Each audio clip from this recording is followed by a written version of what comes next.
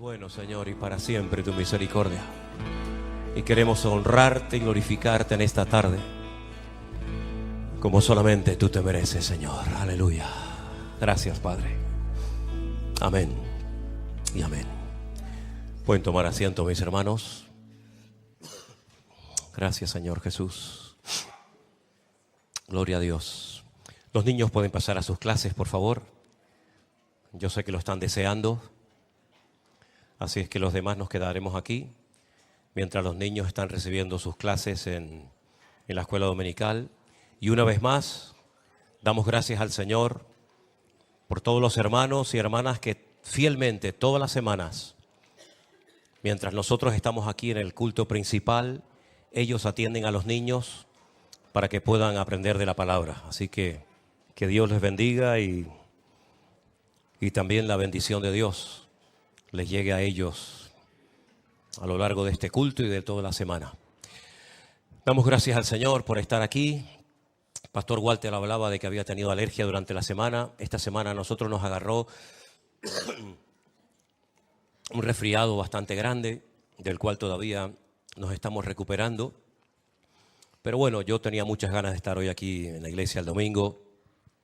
Y aunque todavía no estamos bien del todo, damos gracias al Señor que podemos estar aquí, viendo la cara de todos ustedes. Inclina tu rostro un momentito, vamos a orar. Pedir que en esta tarde el Señor hable a nuestros corazones, a nuestras vidas. Estamos sin lugar a dudas viviendo tiempos muy interesantes, tiempos difíciles, tiempos peligrosos, tiempos de guerras y de rumores de guerras, de nación contra nación, reino contra reino. Y como bien sabemos, esto no ha hecho más que comenzar. Pero nos agarramos a la palabra de nuestro Dios, a tus promesas, Señor. Y por eso pedimos que en esta tarde tú hables a nuestros corazones, que tu palabra pueda llegar a muchos lugares, Señor, sin problemas. Y que tú nos hables en esta tarde y podamos recibir la porción que tú tienes para nosotros y fortalezcas nuestra fe y nos animes para seguir adelante en la carrera que tenemos por delante, Señor. Ponemos este tiempo de reflexión, de estudio de tu palabra en tus manos. Dirígenos y abre nuestros oídos en el nombre bendito de Jesús. Amén y amén. Gloria a Dios. Os voy a contar una historia que probablemente a más de uno les va a poner los pelos de punta. Un grupo de soldados, con su comandante a la cabeza, después de estar haciendo sus trabajos, volvieron a casa y encontraron que su casa había sido totalmente destruida. Le habían prendido fuego y lo peor de todo no fue eso, sino que se llevaron a sus hijos y a sus mujeres cautivas, secuestradas. El dolor era terrible. Sus gritos dice que se oían en muchos lugares. Se tiraron al suelo, rompieron sus vestiduras y lloraron y lloraron y lloraron y no sabían realmente qué hacer. Era una desesperación tan grande. Volveremos a ver a nuestras esposas, volveremos a ver a nuestros hijos. ¿Qué pasará con ellos, verdad? Qué dolor tan imposible de describir con palabras, ¿no? Se juntaron y decidieron, como dice el refrán, tomar el toro por los cuernos. Dijeron, vamos a buscarlas. Vamos a buscarlas. Que Dios nos ayude, que Dios nos dirija. Y jugándose la vida, se pusieron todos de acuerdo y se metieron en el terreno del enemigo. Con el corazón roto, pero con su mirada en el Señor a buscar a sus esposas y a sus hijos. Encontraron a uno que había participado en el ataque a sus casas, a sus familias, que estaba herido. Lograron extraerle la información porque ¿a dónde vamos a buscarlas? ¿Dónde nos metemos?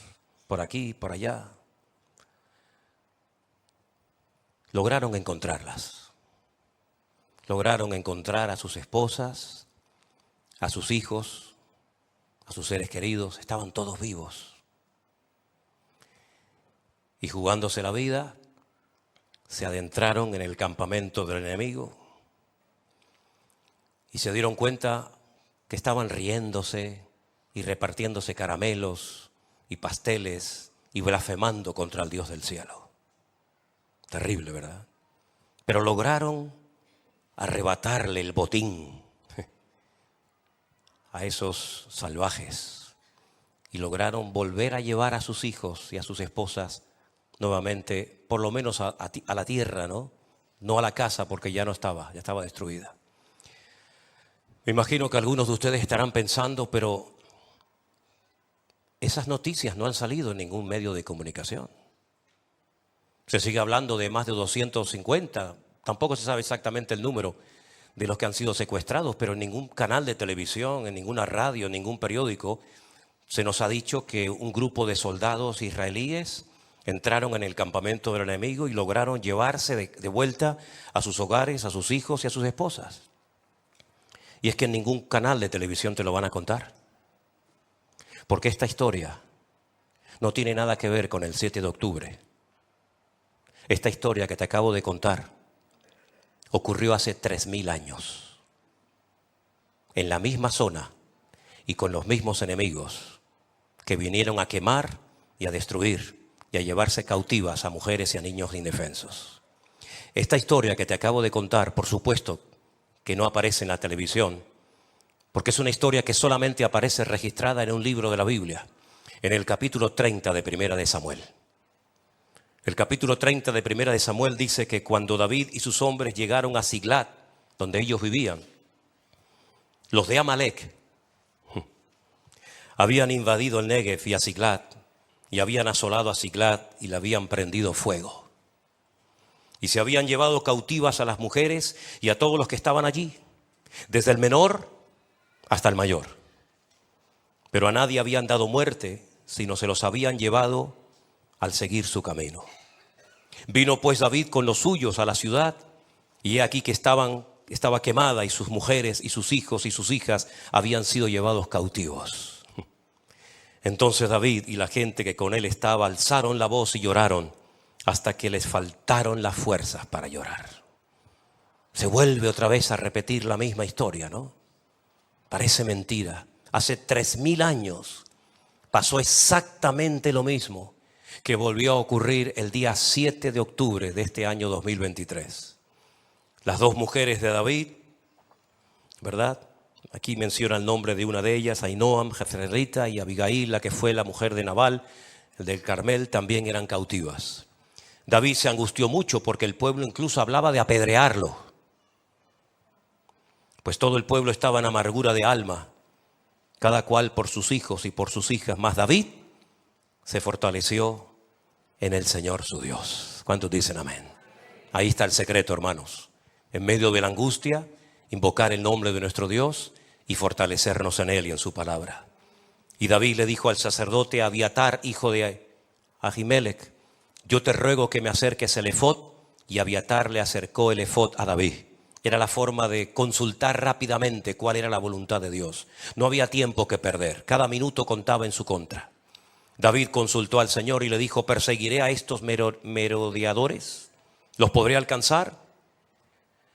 Y él le dijo: sí, síguelos, porque ciertamente los alcanzarás y de cierto librarás a los cautivos.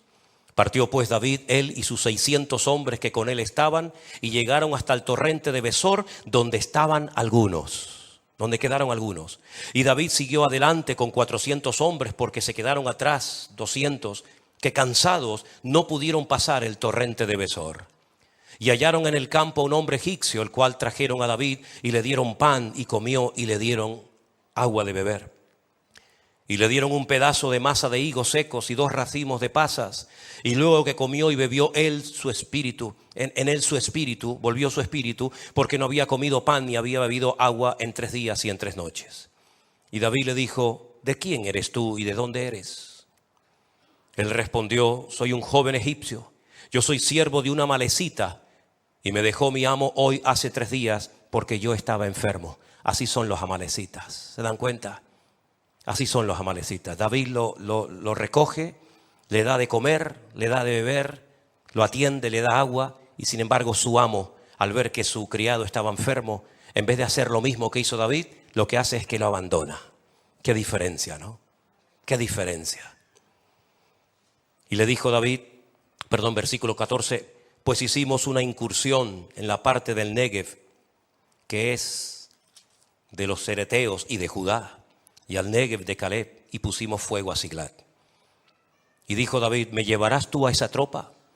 Y él le dijo, júrame por Dios que no me matarás ni me entregarás en mano de mi amo, y yo te llevaré a esa gente. Lo llevó pues, y aquí que estaban desparramados sobre toda aquella tierra, comiendo y bebiendo y haciendo fiesta. Siempre lo han hecho, siempre lo seguirán haciendo.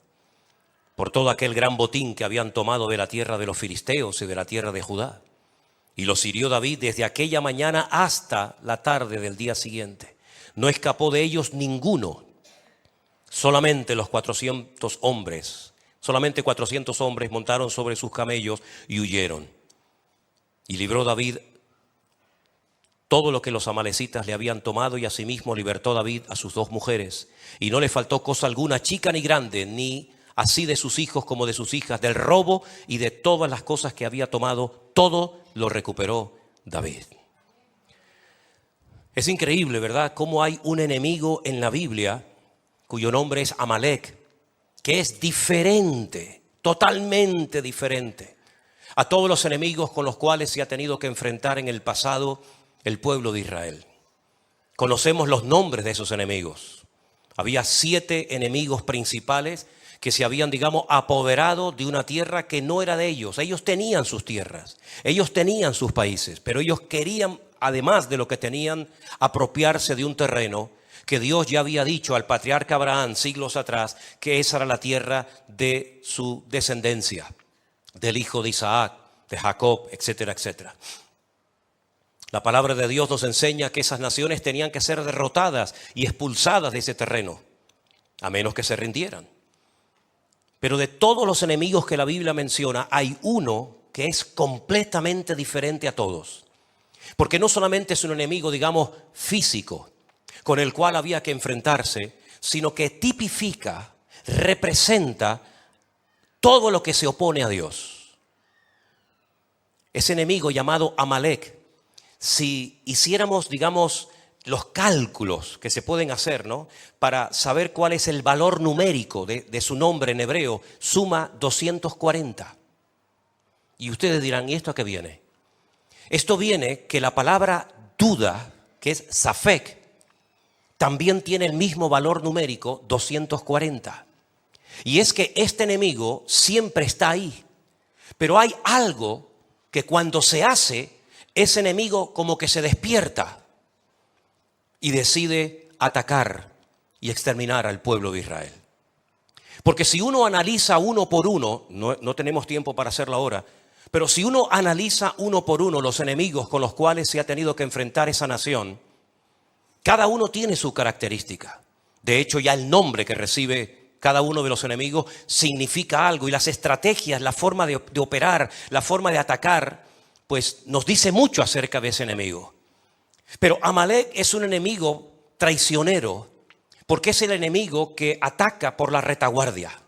No es el enemigo que viene de frente. ¿Se acuerdan cuando, por ejemplo, aquel paladín, aquel enorme gigante representante de los filisteos, desafió al pueblo de Israel? No lo hacía a escondidas. No mandaba cartas, no mandaba mensajeros, sino que él daba la cara y él desafiaba públicamente durante 40 largos días al pueblo de Israel. Y pedía que uno solo se atreviera a pelear contra él. Pero Amalek no actúa de esa manera. Amalek es un ser resentido, y sabemos que las personas resentidas son personas muy peligrosas. Amalek es la representación y la personificación de la maldad, del odio. No tiene ningún tipo de escrúpulos. Lo mismo le da matar a una persona pequeña que grande, de pecho o de lo que sea. En el libro de Deuteronomio, cuando se habla de este enemigo, se nos dicen cosas muy interesantes. En Deuteronomio capítulo 25, verso 17, el Señor dice: acuérdate de lo que te hizo Amalek contigo en el camino cuando salías de Egipto. Acuérdate. Miren, cuando ustedes ven, por ejemplo, en cualquier representación o cuadro, o por ejemplo, las tenemos ahí. Me acabo de dar cuenta que en la puerta de la iglesia también tenemos como una especie de tabla de los 10 mandamientos. Ustedes se van a dar cuenta de que nunca se escribe todo el mandamiento completo, sino siempre se escriben las primeras palabras. No se escribe todo el mandamiento. Simplemente leyendo las 2 o 3 primeras palabras, automáticamente tú sabes a qué mandamiento se refiere. Si es el primero, el cuarto, el quinto, el octavo, el décimo o el que sea. Hay un mandamiento que empieza diciendo Zahor et Yom HaShabbat. Zahor. Zahor es una orden. Acuérdate, en ese caso, del día de reposo para santificarlo. Cuando el judío oye Zahor, automáticamente lo primero que piensa es en ese mandamiento que Dios le dio al pueblo de Israel para que lo guardaran por generaciones. Zahor, recuerda, acuérdate del día de reposo. Es la misma palabra, exactamente el mismo término que Moisés utiliza para que cuando oigan esa palabra, no solamente recuerden cumplir con el Shabbat, con el día de reposo, sino que dice, Zahor, recuerda, acuérdate de lo que te hizo Amalek cuando venías de Egipto y te salió en el camino. En otras palabras, no olvides ese encuentro con él, no lo olvides, recuérdalo siempre. Hay muchas cosas que la Biblia nos enseña que tenemos que olvidar, pasarlas ya al pasado, pasar la página. Pero hay otras cosas que tú no te puedes permitir el lujo de olvidar. Y no hay nada peor que perder la memoria espiritual. No hay nada peor que perder la memoria de aquellas cosas que el Señor nos ordena en su palabra que tenemos que recordarlas. Acuérdate de lo que te hizo Amalek, de cómo te salió al encuentro en el camino y te desbarató la retaguardia, toda la parte de atrás te la rompió. Atacó a los débiles que iban detrás de ti cuando tú estabas cansado y trabajado. Esa expresión la utilizó Jesús en un momento de su vida en el ministerio. Venid a mí, los trabajados y cargados. ¿Dónde iban los trabajados y cansados? En la retaguardia, porque no podían seguir con el ritmo de los que iban en la parte de adelante del campamento. A esos cansados, a esos trabajados, a esos débiles, dice que les atacó porque no tuvo ningún temor de Dios. No tuvo ningún respeto a Dios. Por tanto, cuando el Señor tu Dios te dé descanso de todos tus enemigos alrededor, en la tierra que el Señor tu Dios te da por heredad para que la poseas, cuando ya estés reposado, cuando ya estés instalado en el país, cuando ya tengas el control de todo tu territorio, tienes que poner en práctica esto que yo te estoy mandando hoy. Borrarás la memoria de Amalek de debajo del cielo y no lo olvides. Lo tishkach, otra forma también de recordar algunos mandamientos del Antiguo Testamento. Acuérdate y no te olvides de lo que este enemigo te hizo cuando venías rumbo a la tierra prometida. Es interesante notar que aquí encontramos la orden de lo que hay que hacer con esta gente, de lo que había que hacer con este pueblo. Pero el ataque también lo relata la Biblia en el libro de Éxodo, concretamente en el capítulo 17. Vamos a leerlo. Por favor, presten suma atención, porque esto es muy importante. Versículo 8. Vino entonces Amalek y peleó contra Israel en Refidim. ¿Por qué menciona el lugar donde Amalek atacó al pueblo de Israel? ¿Qué más da? No. Hay que recordar que donde te atacó por primera vez Amalek no fue en el monte Sinaí, no fue cuando ibas a cruzar el río Jordán, no fue cuando recién salías de Egipto, o cuando estabas en Cades Barnea, o cuando estabas en cualquier otro lugar, sino te atacó en Refidim. Y eso vamos a ver por qué lo relata la Biblia. Moisés le dijo a Josué, escógenos varones, sal a pelear contra Amalek. Mañana yo estaré sobre la cumbre del collado y la vara de Dios en mi mano. Josué hizo como le dijo Moisés, peleando contra Amalek, y Moisés, Aarón y Hur subieron a la cumbre del collado. Sucedía que cuando alzaba Moisés su mano, Israel prevalecía. Mas cuando él bajaba sus manos, prevalecía Amalec. Las manos de Moisés se cansaban, por lo que tomaron una piedra y la pusieron debajo de él y se sentó sobre ella. Y Aarón y Hur sostenían sus manos, el uno de un lado y el otro de otro lado. Así hubo en sus manos firmeza hasta que se puso el sol. Josué deshizo a Amalec y a su pueblo a filo de espada. Y el Señor le dijo a Moisés: escribe esto para memoria en un libro y di a Josué que raeré del todo la memoria de Amalec de debajo del cielo. Y Moisés edificó un altar y llamó Jehová Nisi, que significa Dios es mi milagro. Algunos dicen, bueno, mi bandera. Realmente es un nombre que significa Dios es mi milagro. Y dijo: por cuanto la mano de Amalec se levantó contra el trono de Dios. Esto no se dice con ningún otro enemigo. Amalec no solamente atacó físicamente al pueblo de Israel, sino que dice que se levantó contra el trono de Dios. Y el Señor tendrá guerra con Amalec de generación en generación. Si el pueblo de Amalec como tal hoy en día no existe un pueblo que se llame Amalec, ¿por qué dice la Escritura que el Señor tendrá guerra contra Amalec de generación en generación? Si hace muchas generaciones que Amalec ya dejó de existir. Es que Amalec es mucho más que un enemigo físico natural. Amalec representa un espíritu, un demonio. Fijaros que la estrategia de Faraón, para él con llevar de vuelta cautivos a los hijos de Israel como esclavos a Egipto, se conformaba. Él no quería matarlos. Él quería usarlos como mano de obra, como esclavos en Egipto. Sin embargo, la estrategia de Amalec es diferente. Amalec no quiere simplemente hacer cautivos. Si los hace es para dañar la moral del pueblo. Amalec lo que quiere es exterminar de la faz de la tierra a ese pueblo. Y ahora tú puedes analizar a lo largo de la historia cuántos pueblos, cuántos imperios, cuántas personas fueron tomadas por este espíritu y decidieron arrasar, borrar de la faz de la tierra al pueblo de Israel.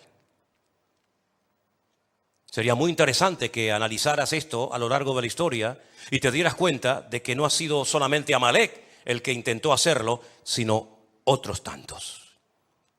Es un espíritu que va saltando de generación en generación, y en el momento en el que el pueblo de Dios comete un gravísimo error, que es el que vamos a leer ahora, automáticamente se aviva, se activa ese poder destructivo de este enemigo llamado Amalec.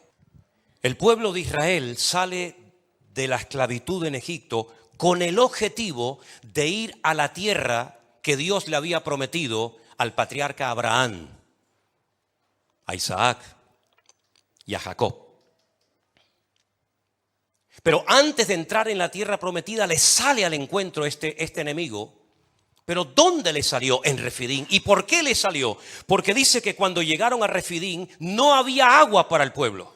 Lo dice Éxodo 17:1. No había agua para el pueblo. ¿Qué es lo que hace el pueblo? Ya habían visto muchas veces la mano de Dios. Ya habían visto cómo el Señor había hecho auténticos milagros para ellos, únicos e irrepetibles. ¿Por qué no clamaron a Dios? ¿Por qué no se humillaron delante de Dios? ¿Por qué no le dijeron: Señor, ayúdanos? ¿Qué es para ti darnos agua? Si acabas de hacer tremendos milagros en el imperio más poderoso del mundo, que era el imperio de los egipcios. No clamaron a Dios. Dice que el pueblo murmuró contra Moisés. Y le dijeron: ¿por qué nos hiciste subir de Egipto para matarnos de sed a nosotros, a nuestros hijos y a nuestros ganados? A mí me hace gracia porque parece que cuando no había agua, Moisés tenía como una cuba de agua en la tienda de campaña y él tenía agua en cantidad, ¿no? No es como estos sinvergüenzas de Hamás que dice que no hay combustible en la franja de Gaza, pero sin embargo tienen en un poquito más al sur más de 550,000 litros de combustible, pero lo utilizan para sus necesidades personales. Moisés no hacía eso. Cuando no había agua ni para Moisés, ni para Miriam, ni para Aarón, ni para el pueblo, ni para nadie. Pero sin embargo le echan la culpa a Moisés y le dicen, ¿por qué nos sacaste al desierto para matarnos de sed? Y entonces Moisés clama al Señor y le dice, Señor, ¿qué haré con este pueblo? De aquí a poco me van a apedrear. Y el Señor le dijo, pasa delante del pueblo y toma contigo a los ancianos de Israel y toma también en tu mano la vara con la cual golpeaste el río Nilo, cuando lo golpeaste y se transformó en sangre. Coge esa vara y ahora vete a la peña de Oret, golpéala y saldrá agua y beberá todo el pueblo. Moisés lo hizo en presencia de los ancianos y por eso llamó el nombre de aquel lugar Masá y Meriba, por la rencilla de los hijos de Israel, porque tentaron a Dios diciendo, ahí viene el dato, ¿qué fue lo que dijo Israel en Refidim? ¿Vamos a matar a Moisés? Sí, es verdad, lo dijeron. Pero ¿qué más dijeron? Dice, ¿está o no está Dios entre nosotros? Ahí activaron al enemigo llamado Amalek. Cuando el pueblo de Dios puso en duda la credibilidad de Dios entre ellos, automáticamente dice la Biblia en el versículo siguiente que Amalek se va hasta Refidim y allí les ataca por la espalda. ¿Te das cuenta cómo nuestra boca puede abrir o cerrar muchas cosas, hermanos? ¿Te das cuenta lo importante que es? Mejor estar callados que decir tonterías o hablar incorrectamente y darle lugar al enemigo. Cada vez que te quejas, cada vez que dudas, cada vez que cuestionas la credibilidad y el poder de Dios, le está dando la posibilidad al enemigo de que te sacuda y de que haga cosas que no tenía por qué hacer, pero tú le has dado lugar.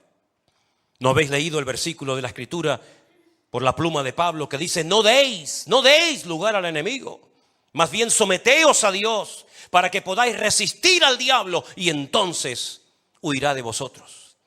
Pero el pueblo de Israel en ese lugar donde no había agua, no clamaron, no oraron, no buscaron de Dios, no se humillaron, no pidieron misericordia, sino que se ponen a murmurar y se ponen a criticar y se ponen a hablar en contra de Moisés y no contentos con eso, sino que encima dicen, ¿dónde está Dios? Nos ha abandonado en medio del desierto y automáticamente aparece en la escena Amalek. Porque Amalek es el pirata del desierto.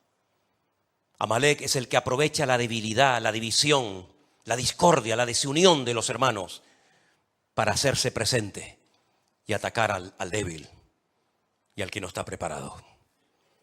¿Por qué dijo el Señor, velad y orad para que estas cosas no os sorprendan como ladrón en la noche? Estamos viviendo tiempos tremendamente interesantes y peligrosos, donde vemos que el espíritu de Amalek ha vuelto otra vez a apoderarse de un grupo de personas que ya no solamente quieren una parte del territorio de Israel. Eso ya lo podían haber tenido los árabes hace muchos años, hace muchísimos años, desde los años 48 en adelante, en varias ocasiones. Se les ofreció casi más de la mitad a los árabes y pequeñas porciones desérticas y de mala manera al pueblo de Israel. Israel siempre dijo sí, lo aceptamos. Nos mandan al desierto donde no hay agua, no importa, allí vamos. Nos mandan a tierra de piedras, no importa, allí vamos. Los árabes siempre rechazaron la oferta, da igual quien se las ofreciera, de tener como mínimo la mitad de su territorio, pero no quisieron. Perdieron una oportunidad histórica. Pero ahora este grupo ya no quiere la mitad del territorio, no solamente quiere todo el territorio, sino que ahora da un paso más. Ahora han levantado banderas negras en todas las mezquitas de Teherán y de Irán, llamando al mundo musulmán al martirio, porque ahora lo que quieren es exterminar a todos los judíos de sobre la faz de la tierra. Le preguntaron hace poco a un líder de Hamás, si tuvieras la posibilidad de exterminar a todo el pueblo de Israel, que no quedara ni un solo judío sobre la faz de la tierra, y pudieras tener todo el territorio de Israel para ustedes, ¿con cuál de las dos te quedarías? Y él dijo, con todo el descaro del mundo, preferimos primeramente exterminar a este pueblo y después hablamos de tomar posesión de la tierra.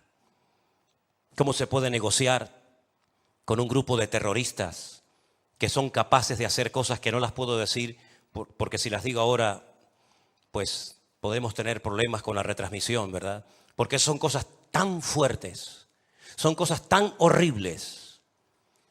Y parece mentira que algunos gobernantes de nuestro país todavía cuestionen que esto se lo merecía el pueblo de Israel.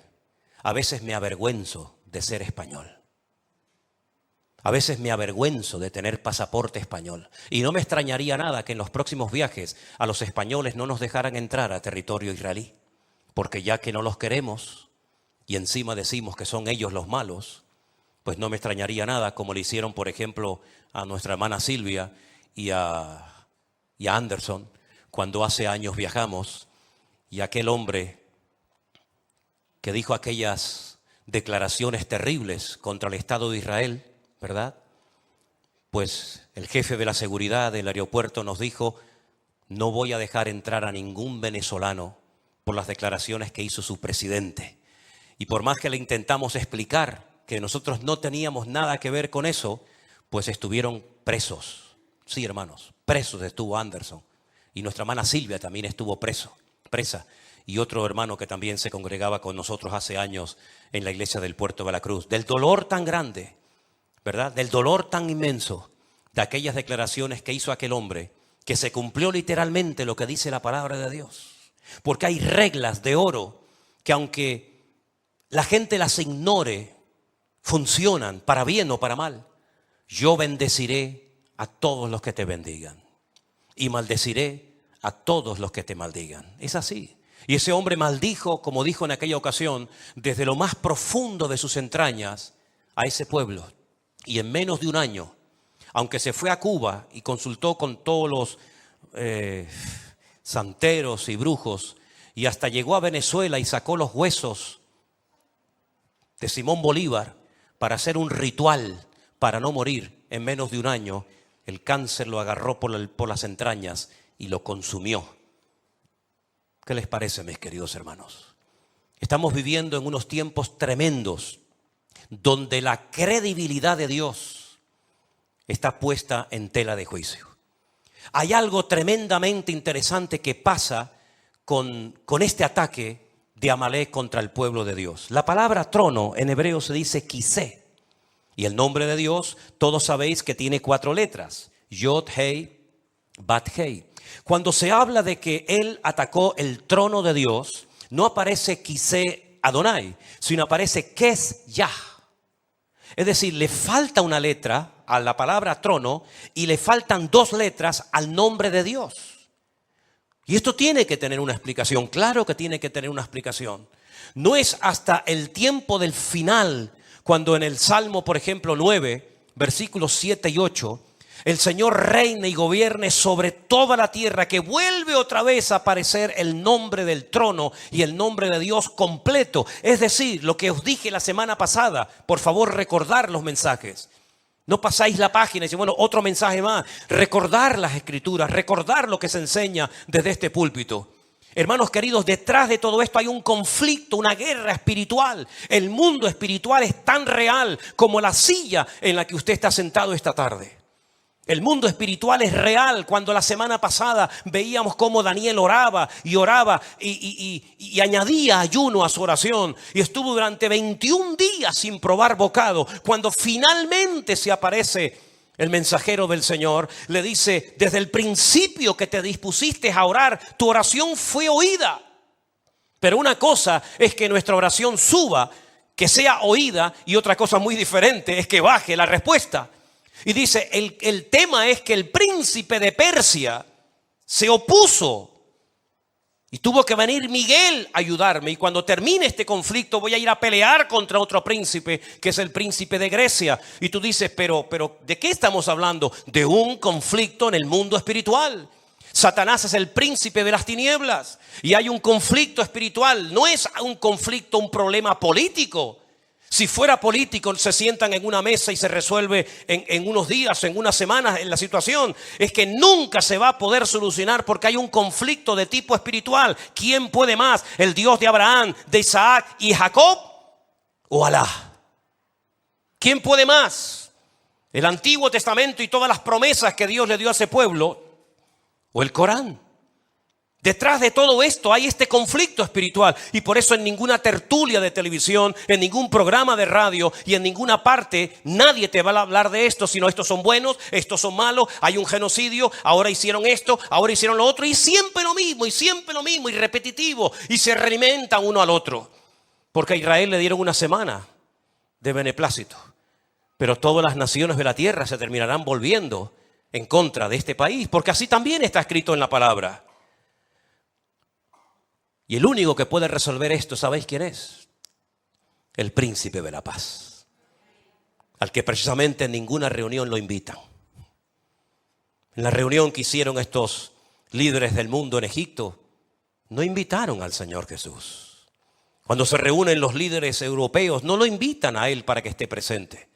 Cuando se reúnen los líderes en la ONU, nos dicen vamos a orar y pedirle a nuestro Dios que nos dé sabiduría y revelación y que nos ayude a buscar un remedio a todo esto.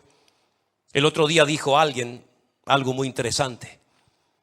Si todos los judíos que están en el mundo esparcidos volvieran ahora todos a Israel, tal vez así se acabaría el problema. Ya no habría problemas en Inglaterra, en Francia, en Alemania, en España o en cualquier otro país. Y alguien le contestó y le dijo, no, tampoco así se resolvería. Porque el objetivo, lo que tienen por escrito, y todos sus seguidores lo saben, es la exterminación del pueblo de Israel. Está en peligro, entre comillas, el nombre de Dios.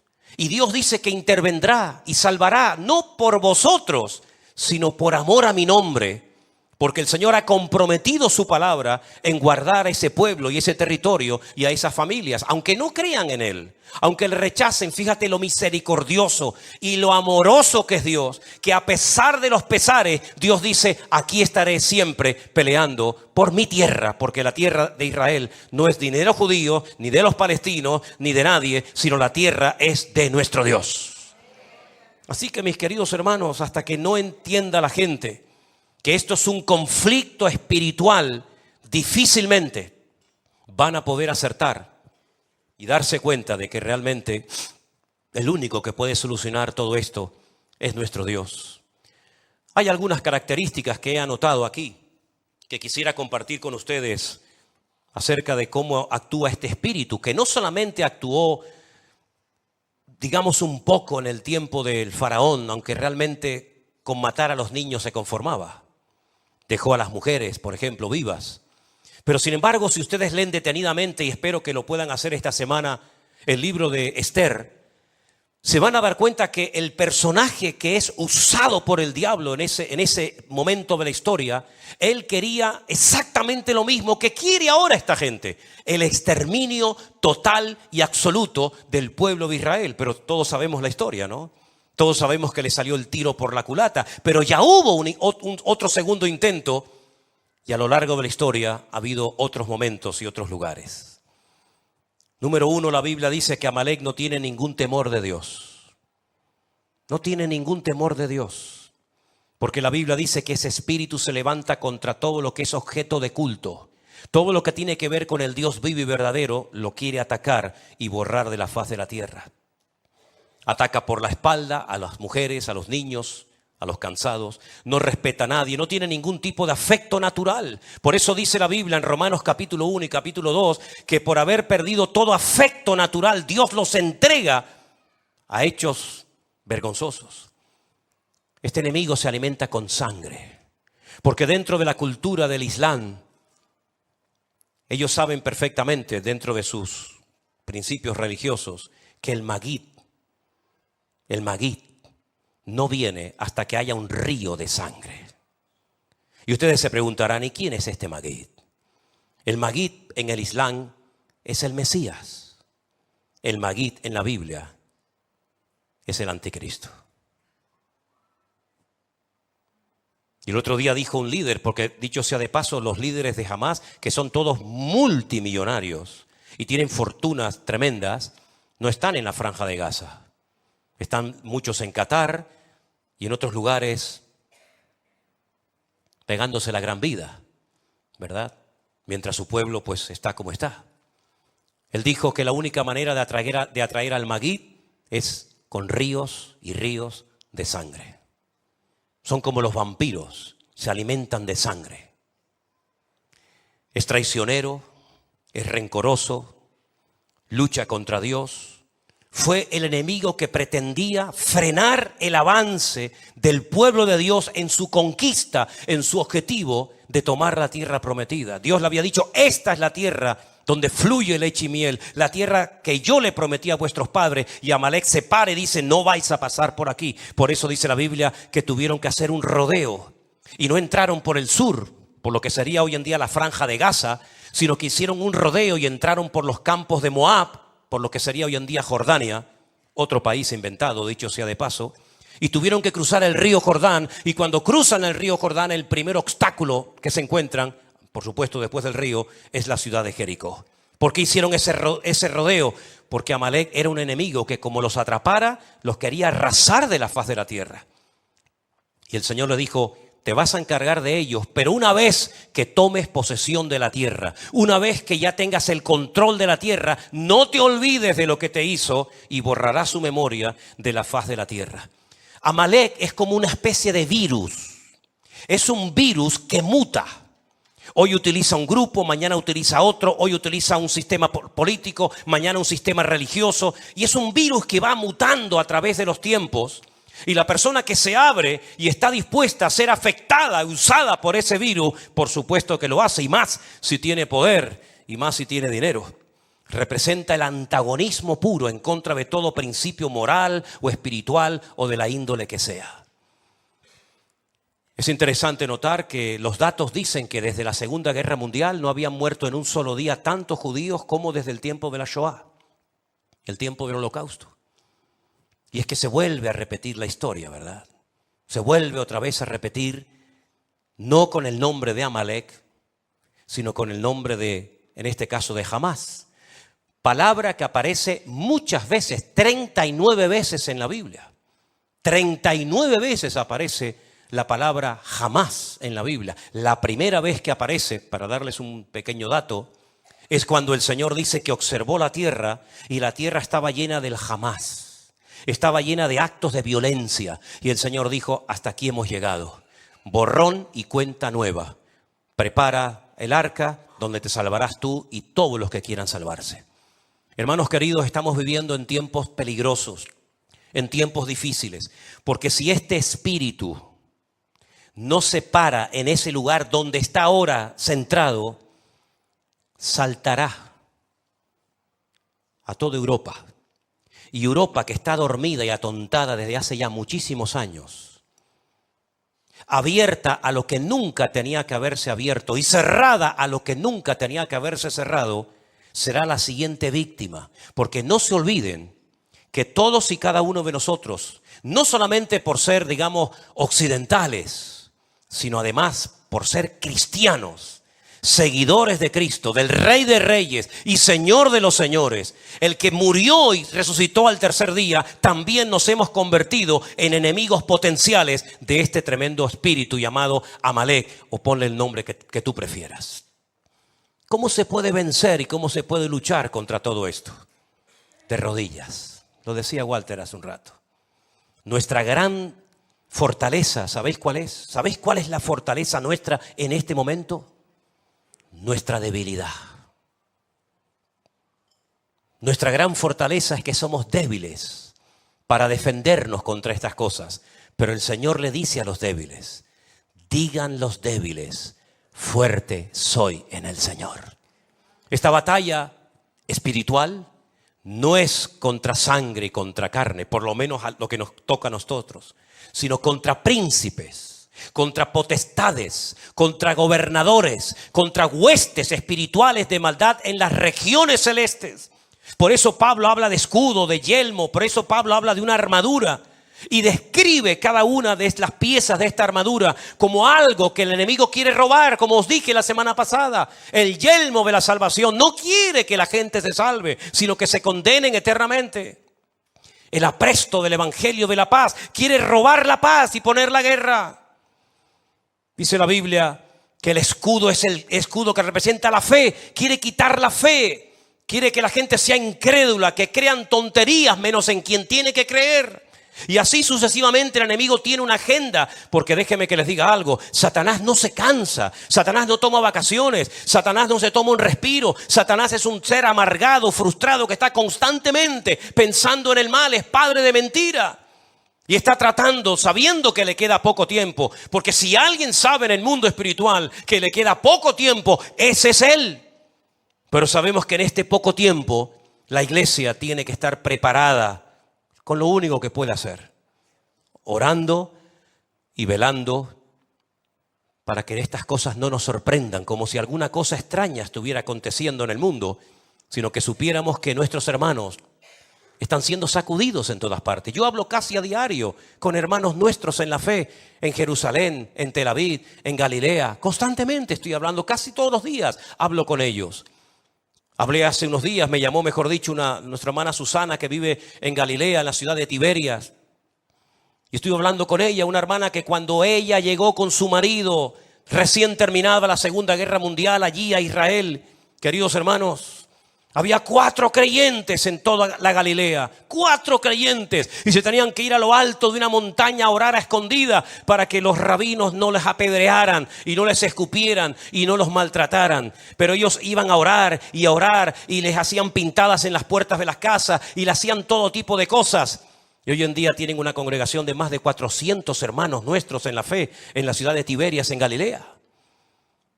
Hablando con nuestra hermana Marta desde Jerusalén, me decía exactamente igual. Estamos en una guerra de tipo espiritual y la única manera es apoyarnos, cubrirnos todas las espaldas unos a otros, orando por nuestros hijos, orando por los jóvenes, orando por la familia, orando por los siervos de Dios.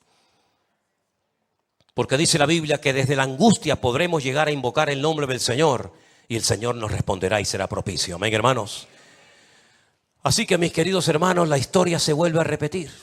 La historia es exactamente igual. Vino Amalek, atacó la ciudad donde vivía David, le prendió fuego, se llevó a la mujer, se llevó a los hijos, hizo un desastre, hizo un banquete, regalos, y no había fuegos artificiales, si no los hubieran hecho también. Y 3.000 años más tarde volvemos a ver del mismo territorio, porque siempre vienen del mismo territorio, siempre. Gaza es uno de los pocos lugares del mundo y de la Biblia que tiene el mismo nombre desde el Antiguo Testamento hasta nuestros días. Y es interesante notar lo que la Biblia dice acerca del futuro, de lo que le va a pasar a Gaza. No lo digo yo.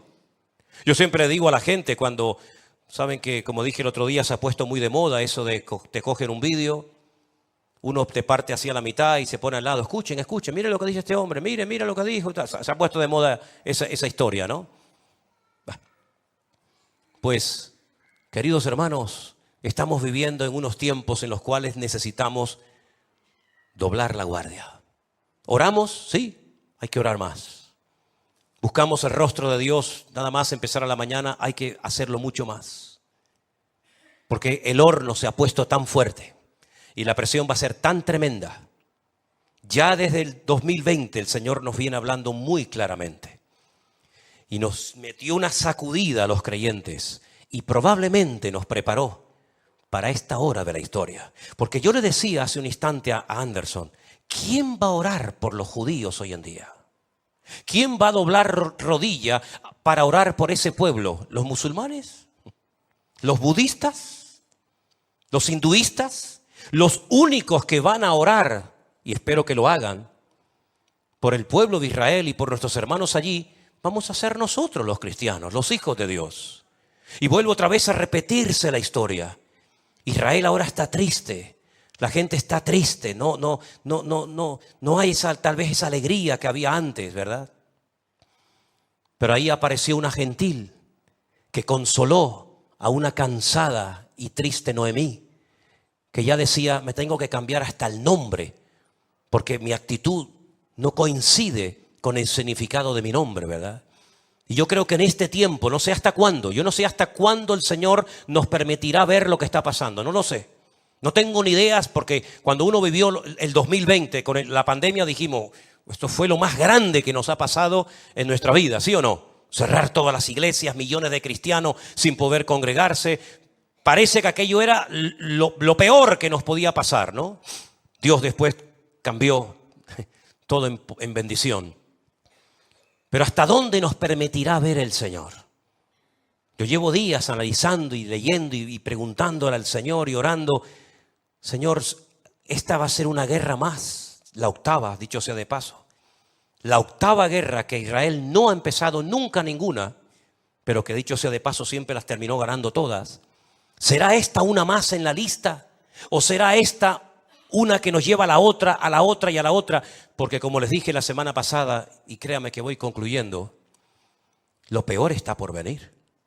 Esto es simplemente un pequeño botón de muestra. El enemigo más grande que tiene Israel no es la franja de Gaza. El enemigo más grande vendrá del norte. Les dije que leyeran, ¿se acuerdan? Ezequiel 38 y 39, God, Magod, Mesed y Tubal, que dice que el Señor los agarra por las quijadas y le dice, ven, yo soy el que te voy a llevar a mi tierra y aquí te probaré. Y dice la Biblia que hasta lugar de sepultura tiene el Señor preparada para God. ¿Os habéis preguntado alguna vez cómo el Señor le permite a God ser enterrado en tierra de Israel? ¿De dónde desciende God? ¿Qué fue lo que hizo un descendiente de God en el pasado para que Dios le permita ser enterrado en Israel? Cuando dice la Biblia que llegará hasta la altura del monte de los olivos y cuando quiera tomar posesión de la tierra gloriosa, hasta ahí llegará, ¿verdad? Su poder destructivo. Sabemos, queridos hermanos, que hay naciones tremendamente poderosas con un armamento nuclear que podrían destruir, según han dicho ellos, 9 veces el planeta Tierra, que no sepa que tienen tanta, con uno que lo destruyan ya vale, ¿no? 9 veces podría destruir cualquiera de esas naciones el planeta Tierra. Una de esas naciones, junto con una confederación gigantesca de naciones, volverá a atacar a Israel por el norte. Lo sabemos, queridos hermanos. Esto es simplemente un pequeño botón de muestra de lo que va a ocurrir en el futuro. Y la pregunta es, ¿y Dios dónde está en todo esto? El otro día una persona de la ciudad de Modi'in, una ciudad preciosa que está entre Tel Aviv y Jerusalén, me llamaba por teléfono y me decía, tú sabes que yo no soy muy creyente, pero sé que tú como pastor me puedes tal vez responder a esta pregunta. ¿Dónde estaba Dios el día 7 de octubre? Su hija había comprado una entrada para ir a ese festival de música por la paz. Por la paz y por el amor. Pegaditos a la franja de Gaza, porque dicho sea de paso, casi todos los habitantes del sur de Israel siempre tiraban más, ¿no? A lo pro-palestino, a ayudarles. Desen cuenta que los invernaderos, las fincas enormes, que por cierta hora se están echando a perder multitud de cosechas porque no hay mano de obra, todos los días entraban de la franja de Gaza 20.000 trabajadores para trabajar en Israel. Y luego por la noche volvían a su casa y al día siguiente volvían. Y había personas, por ejemplo, una de las señoras que fue, digamos, liberada el otro día, esa señora de 80 y pico de años, se encargaba de llevar a gente enferma de la franja de Gaza a hospitales de Israel pagado por su bolsillo para ayudarles a los pobrecitos. Y después resulta que se la llevaron en una moto, que no la mataron a palos de milagros y la liberaron. Y uno dice, sí, pero es que al final ella le dio la mano y le dijo, Shalom Leja, ¿verdad? Le dijo, la paz sea contigo al que la llevaba. Y claro, no se olviden que su marido sigue estando allí en la franja de Gaza, retenido, ¿verdad?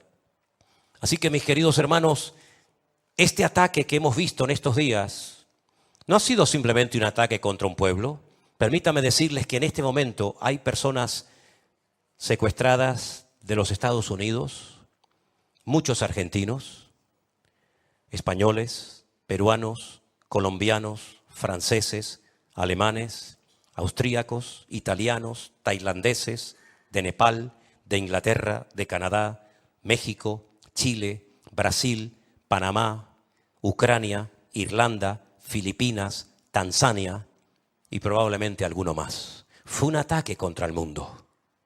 No fue un ataque simplemente en un lugar específico y ahí quedó todo.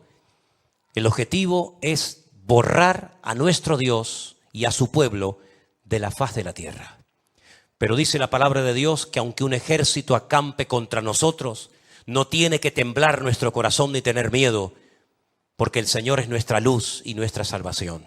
No hay que tener miedo, no es tiempo de temblar, no es tiempo de cobardía, es tiempo de clamar a nuestro Dios vivo y todopoderoso para que Dios cuide a su pueblo, para que Dios proteja nuestras vidas y para que este tiempo sea un tiempo que sacuda a muchos de un lado y de otro y caigan postrados de rodillas, reconociendo que el Señor Jesucristo era y será por la eternidad el verdadero Mesías. Y es increíble la cantidad de milagros que ocurren muchas veces, tanto en un bando como en otro, donde el mismísimo Señor Jesucristo se presenta a esas personas y se revela como el camino, como la verdad y la vida. Y hay muchos testimonios que así lo confirman.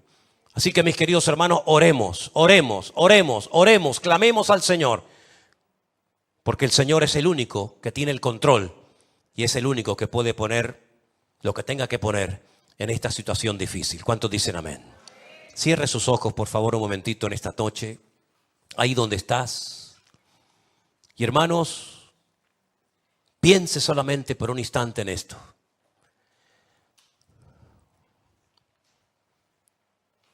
A tan solo unos días atrás, nada de esto había pasado. Todo cambió prácticamente de un día para otro. Ya nos pasó en el día del confinamiento. De un día para otro, todo cambió. Ahora, por segunda vez, vuelve otra vez a cambiar todo. Y como dije la semana pasada, Israel nunca más volverá a ser igual. Los que hemos tenido el privilegio de visitar a Israel durante más de 20 años, nunca más volveremos a encontrarnos aquel Israel que conocimos. Oriente Medio nunca más volverá a ser igual. El mundo nunca más volverá a ser igual. Otro cambio más que se avecina. Y yo les recuerdo que cada vez que hay un cambio en lo natural, hay guerra en lo espiritual. Estaba a punto de caer un imperio y a punto de nacer otro imperio. Daniel tenía que orar y había guerra. Y estamos a punto de ver un cambio en todo, hermanos. Estemos preparados, agarrados a la palabra de nuestro Dios, como un ancla firme. Y recordemos que Él navega con nosotros en medio de la tormenta y en medio de la noche más fría y oscura. Él es nuestra luz y nuestro amparo y fortaleza. Aleluya. Señor, ayúdanos y fortalece a tu amado pueblo, Señor. Fortalécenos en la fe, Señor.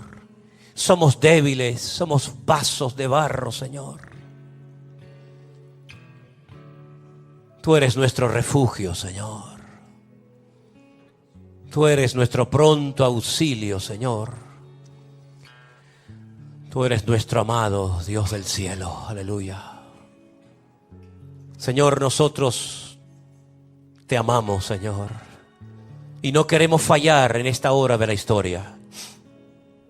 Sabemos que todo esto ha sido una preparación para llegar a esto, aquí. Señor, sosténnos con tu mano poderosa. Ayúdanos, Señor del cielo. Aleluya. Oh Jesús, santo, santo. Adoren al Señor, amados. Adoren al amado Dios, santo. Aleluya, gracias, Señor. Si usted se quiere poner de pie o sentado de rodillas, como usted quiera, pero adoremos al que vive por los siglos de los siglos. Aleluya, gracias, Señor, te adoramos, te adoramos. Gracias, Jesús. Gracias, Señor. Gracias.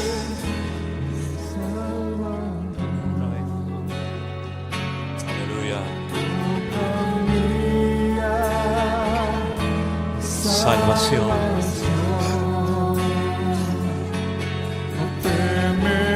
In my Jesus.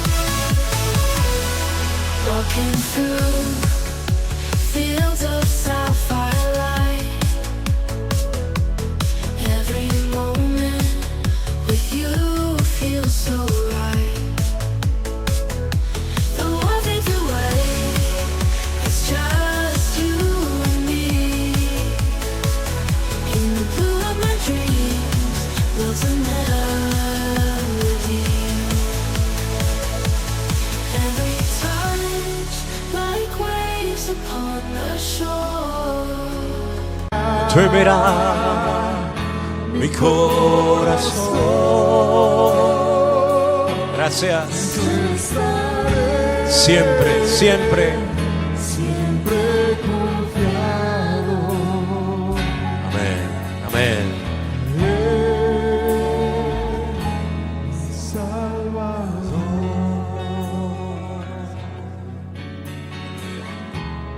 Te adoramos, Jesús. Qué bueno es alabarte y anunciar por la mañana tu misericordia y tu fidelidad. Tú eres mi fortaleza En medio de la angustia, tú eres mi pronto auxilio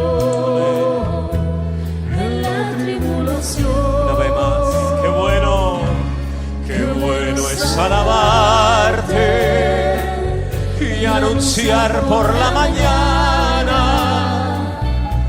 tu misericordia y tu fidelidad.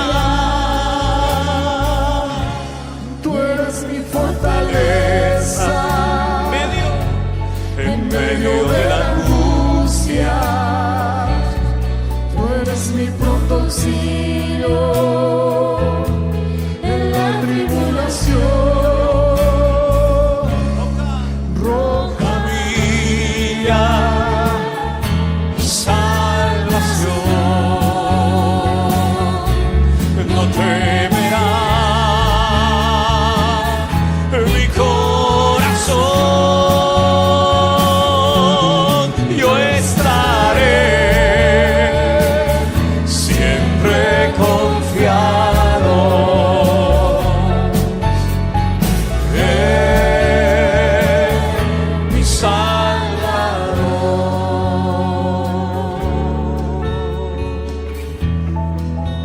Gracias, Señor, gracias, Señor, te alabamos.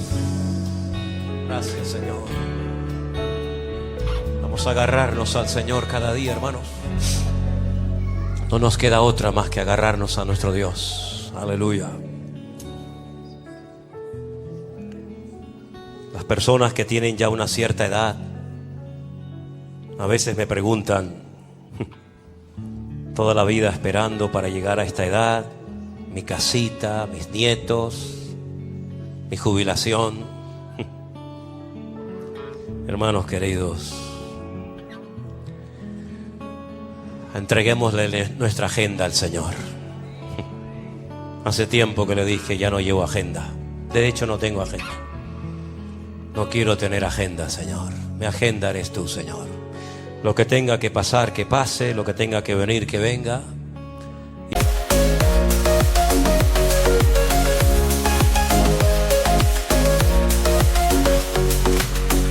Shades of twilight, dawn's first light.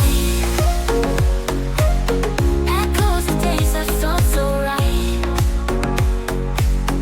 Smiles and whispers, dreams we share. In this painting, love's declared. On this canvas of memories, I see our love through the gentle breeze. Every color, every hue brings me closer back to you. On this canvas of memories, I see our love through the gentle breeze. Every color, every hue brings me closer back to you. Shades of twilight, dawn's first light. Echoes of days that felt so right. Smiles and whispers, dreams we share. Que Dios nos ayude a dar la talla en esta hora. Porque sería una pena, una tragedia haber corrido tanto tiempo, ¿no? Para al final ser igual que los demás, hablar igual que los demás, dar un paso atrás. Antes prefiero irme con el Señor. Antes de que pasemos a la historia como aquellos que predicaban, pero que al final se acobardaron y huyeron, ¿no? Hermanos queridos, el Señor está con nosotros. Dígaselo al que está a su lado, dígale, hermano, tranquilo. Dios está en control, Dios está contigo. Aleluya. Saluda a su hermano. Adoración, nos gozamos hoy aquí, adorando a nuestro Dios. Bendeciré tu nombre, eterna, adorando a nuestro Dios.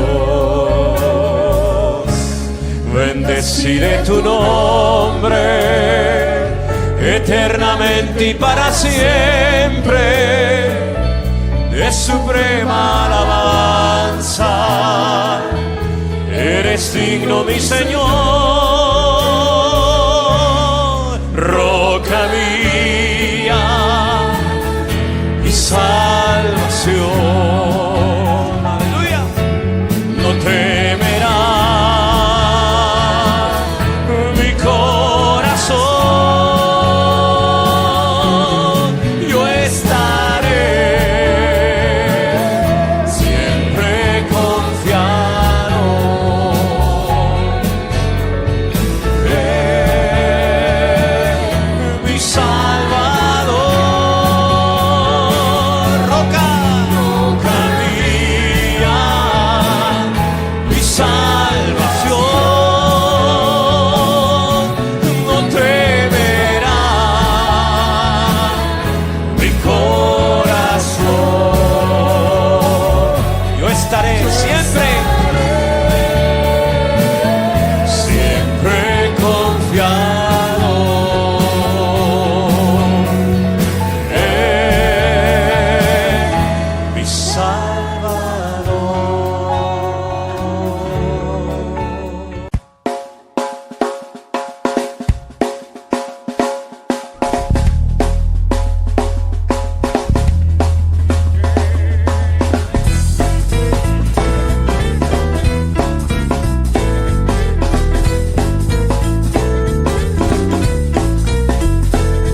Tienes roto el corazón de tanto sufrir y llorar. Tienes que aprender a descansar en Dios. No importa lo que te dijeron, no importa lo que te hicieron. Tienes que aprender a descansar en Dios.